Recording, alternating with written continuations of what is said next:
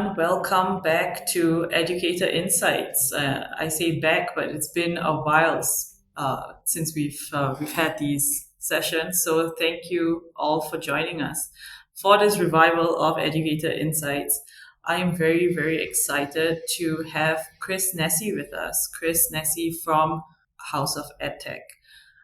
Chris works both as a teacher and a podcaster, and I'm just really excited to have a conversation with Chris on how he bridges the classroom with broader conversations in EdTech. So, Chris, thank you so much.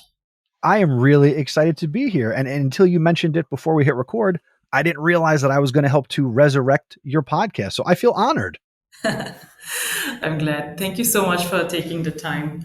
So, like I mentioned, Educator Insights is being revived. It has always been a space, for teacher voices, and we want to align it more with Magic EdTech's mission as well, which is we want to create practical solutions and innovations that work with educators and not just for them. So, with the help of Chris today, what I want to do is help peel back the curtain on what teachers really want from EdTech beyond, all the buzzwords that we're used to. So, Chris, are you ready? Are you ready? I am ready. All right, sounds good. Sounds good. So, I'm going to start by saying that you've been in the classroom. I've been in the classroom. We both know that the main thing that teachers have trouble with is time. So there are so many exciting new tools out there.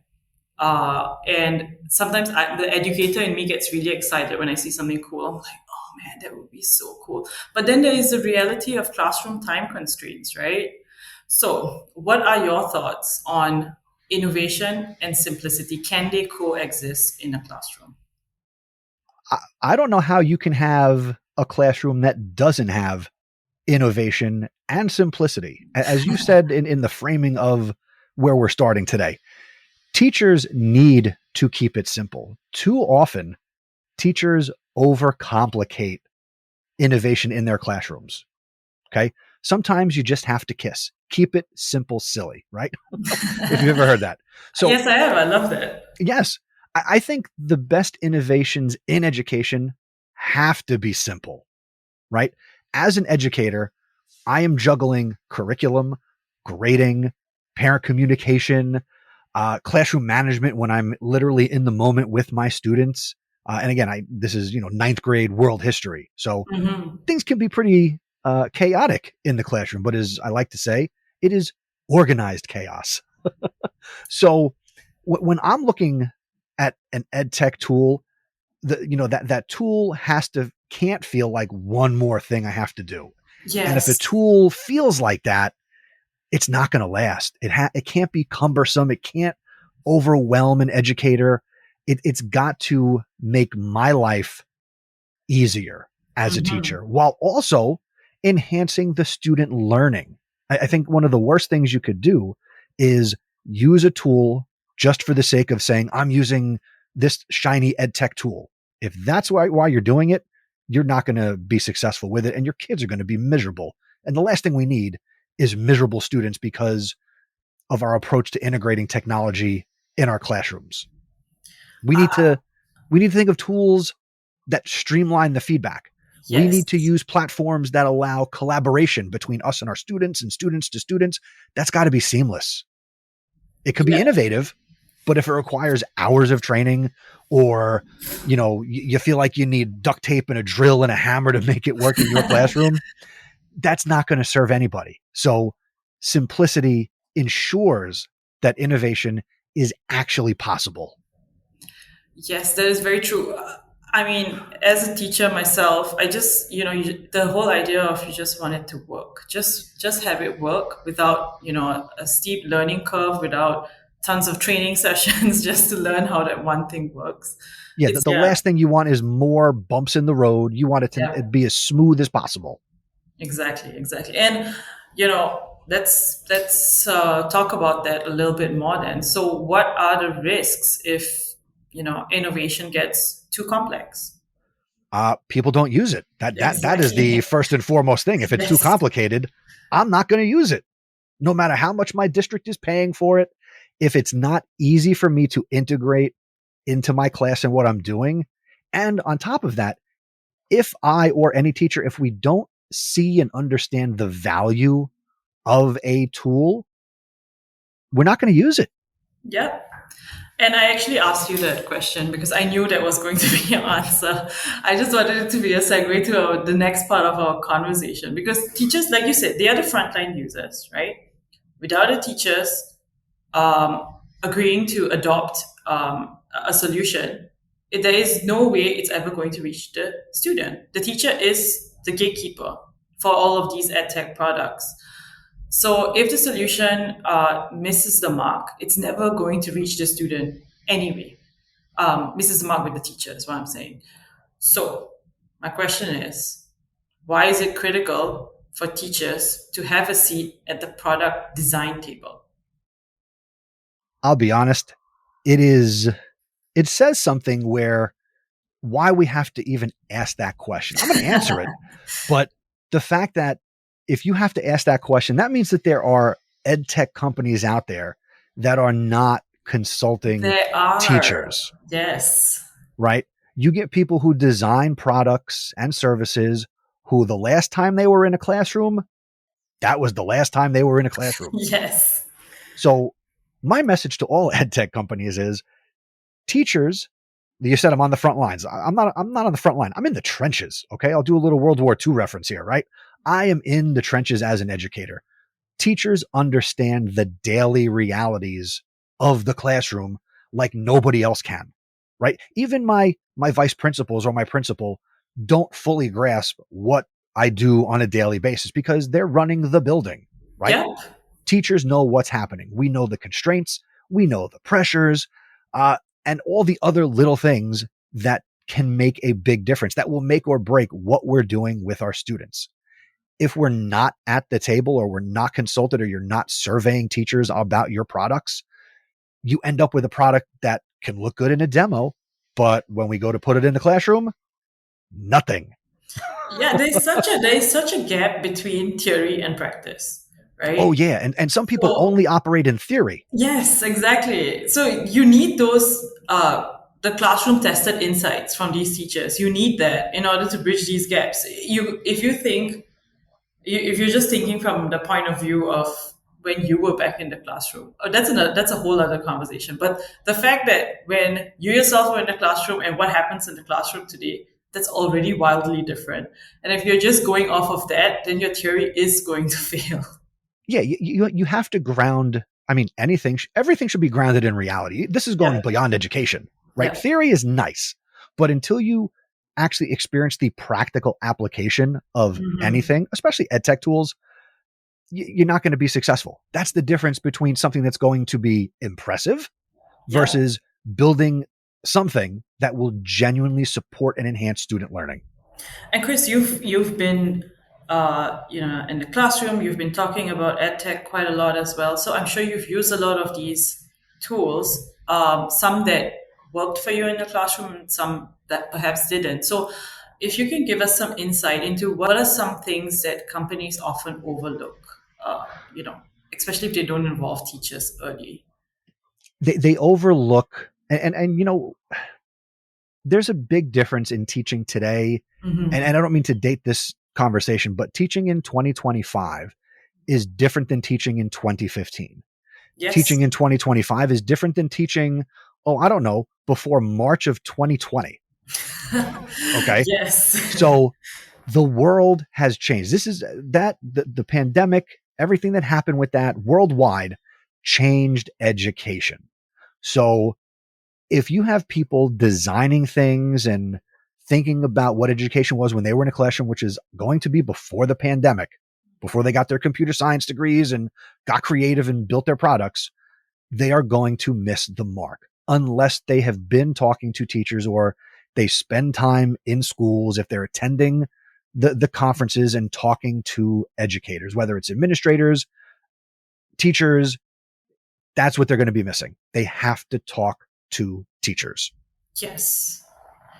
And they are, and not to say that then that all of the companies don't talk to teachers. That's completely untrue. There are a lot of companies who really involve teachers in the direction of their product or their program.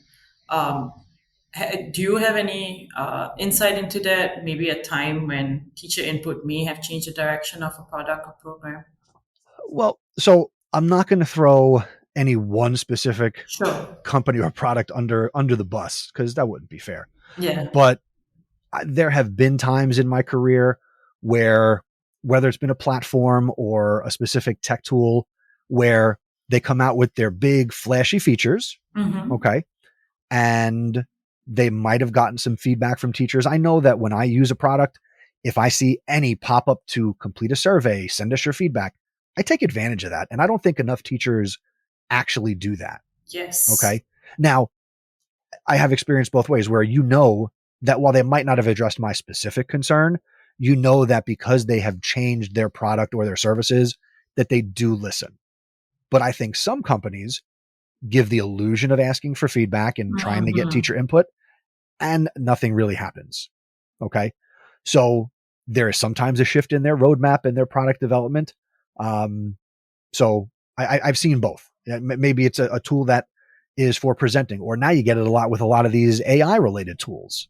Okay. Right. Where, it's AI with a splash of more AI, but what are we really doing? Right. I'll give one sort of specific example. Mm-hmm. So there was an AI tool that's out there, and they had a big marketing campaign to use our tool, and you could get your students to interact with and talk to historical figures. Right. Now that Okay. sounds kind of Yeah. interesting. Yeah, it Go into the does. AI time machine. However, we should let the dead people be dead. Right. So, I shouldn't get the opportunity to try to talk with, I'll go history, to talk to Thomas Jefferson. And I tried this particular tool and I said, all right, I want to talk to Thomas Jefferson, be Thomas Jefferson. Mm-hmm. And it was like, I'm Thomas Jefferson. And, let's talk about the founding of the United States, blah, blah, blah, blah, blah. And I went hardcore. I went right to Thomas Jefferson. Can you justify why you owned slaves? Oh my gosh. Because I'm a history teacher and we can't hide or run away from Mm-hmm. the facts that we are aware of. And this AI Thomas Jefferson didn't glorify slavery, but it certainly didn't answer the way Thomas Jefferson, I believe, based on things I've read, for example, would have answered that question. Right. So that's an example of, hey, sounds really cool. Get kids involved and get them interacting with the content. But in this particular case, let the dead stay dead. That is a very, very good example of why it is so important to build products based on what teachers actually need, right? Yeah. And actually, if I Yeah. can give one more little example, Yeah. there's a big company out there. They are very big in providing a lot of education related technology, from learning and management to, being able to type things up and maybe work in spreadsheets. Maybe you know where I'm going. Mm-hmm. They, I think a lot of times they do listen to feedback, but the way they roll out their changes is just so off with the timing, right? Don't hype these features up in, April and May, and then they're not coming out until, I don't know, November and Thanksgiving and Christmas. I need them at the start of the school year. For some people, that's August. For others, that's September. Mm-hmm. Mm-hmm. Be ready to go with your new features and what you're rolling out. That is extremely, extremely true. And going back to the whole concept of service, you said you fill out surveys as far as you can if you see a pop up. The thing is, there's also, just as if we move away from EdTech for a moment, let's say you go to a restaurant, right? And you enjoy eating at a restaurant, do you necessarily leave feedback or review? Not as much. However, if you had a bad experience, the likelihood of you leaving a review or feedback is higher.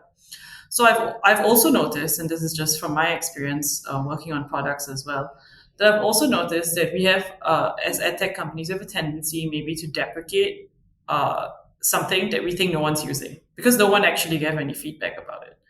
But actually, everyone's just using it, just works fine, and they're Yeah. actually actively using it. We just didn't hear from them, which is why more than surveys, I genuinely think that.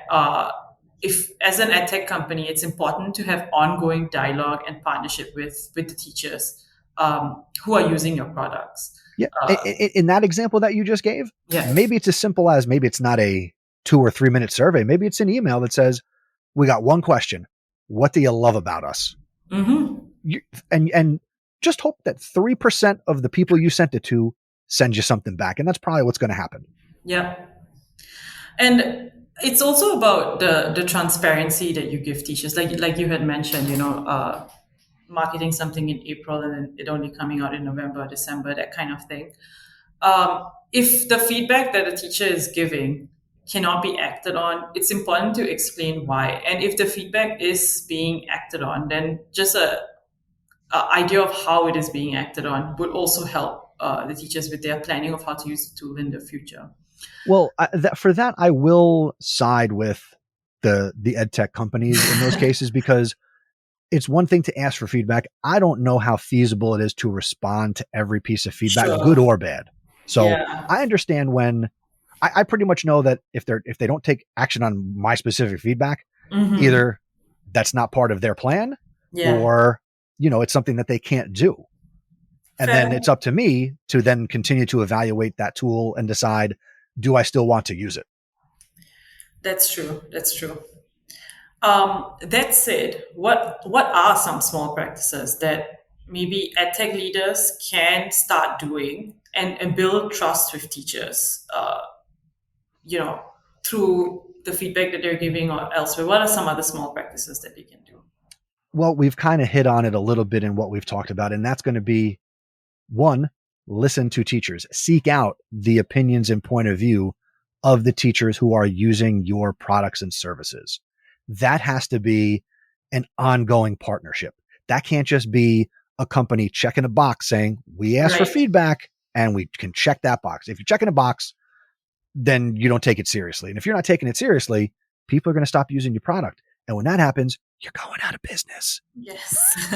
The whole thing, the whole concept of ongoing, it has to be ongoing. It can't just be like you said. And with it being ongoing, it also has to happen right away. Mm-hmm. Don't launch a product having not spoken to teachers. Right. And we see that too. So collect teacher input early in the process, Mm-hmm. and then it's got to be this ongoing thing. That makes sense. That said, that was more for the edtech leaders. But how about for the educators? How can they advocate effectively for their needs in edtech? What are some avenues that you would suggest? If you are a connected educator and you're leveraging X or Threads or Mm-hmm. TikTok or insert social media, start to build relationships and tag those companies. Go to their websites, do the help at company dot whatever, feedback at, reach out to their support teams when you have questions. I would even go so far as to say, take the initiative to try and set up a meeting with a representative. Even if even as a teacher, again, as a teacher, you're not the one who's going to spend the money on a license if that's what's required. But if Mm-hmm. your district is paying for something and you have access to it, reach out to these companies and set up your own meetings. Force them to listen to you. It doesn't have to be negative. You could try to meet with a representative and praise them up and down for all the wonderful things it's done for you in your classroom. I'm pretty sure any ed tech company is going to want that too. Besides being criticized, they'll also take the cosign and the shout out. Yeah, for sure. For sure. And that goes back to what I was saying, where people tend to share when it's negative rather than positive, but it's equally important to share positive experiences as well. And I pull that from podcasting, right? Yeah. As a content creator, I want my audience to send me feedback when they agree with me or disagree with me. If they like what I say, they don't like it. Feedback is feedback. Okay. What I choose to do with it, that's a choice I will make. But, everybody will thrive and does thrive on feedback and communication with their audience. So as a podcaster, as a teacher, I want feedback from my students. If I'm the ed tech company, I want feedback from the people using my products. Yes. That makes perfect sense. Well, Chris, thank you so much for your time. We are coming to a close. Before we end, though, I just wanted to ask, just being forward looking here, but what trends do you see shaping the next wave of digital learning? we've talked about it a lot today, and that's going to Yeah. be AI with a sprinkle Yep. of AI and a whipped cream topping of AI with an AI cherry. So AI is here. It's Yep. not going anywhere. And I've been saying for over 2 years now, today is the worst it's going to be. I So actually really, really agree with this. There are so many people who still I've had someone tell me that they think AI is a fad and it will go away, and I was like, you are so wrong. to the person who thinks it's a fad, and there's going to be at least one person listening to this who thinks it is a fad. What are you two talking about? Yeah. And to that person, I say, you're going to get left behind. And I hope you're at the end of your education career, because being able to appropriately integrate it into what you do with your students and what you do for yourself as an educator, right? Maybe, I mean, if you're teaching, let's say, kindergarten, you might not have your kindergarten student do a lot with artificial intelligence. But should a kindergartner be aware that it exists in an age appropriate way? Absolutely. Can I, as the kindergarten teacher, find ways to integrate artificial intelligence and generative AI into what I do to plan and prepare and work with students? Absolutely. So AI is not going to take your job, but the people who can use AI are going to. That's very, very true. I couldn't agree more, if Yeah, I'm being I would honest. drop my microphone, but it's expensive, so I'm not going to. I love that. Chris, thank you so, so much for sharing your insights today. I think I learned a lot from you as well. And I appreciate you taking the time to do this. To our listeners, I do hope that you took away some insights as well. And thank you so much for joining us on the revival of Educator Insights. I really enjoyed being on this episode today. I'm so excited to see the revival of this podcast. And for your listener, if they want to reach out or connect with me, feel free. You can go to my website, chrisnesi.com. And I would love it if you also checked out, if you enjoyed this podcast, feel free to check out my podcast, The House of EdTech. And it was a pleasure to be here. Thank you so much. Hope to see you at our next session soon. Thank you. Thank you. Bye bye.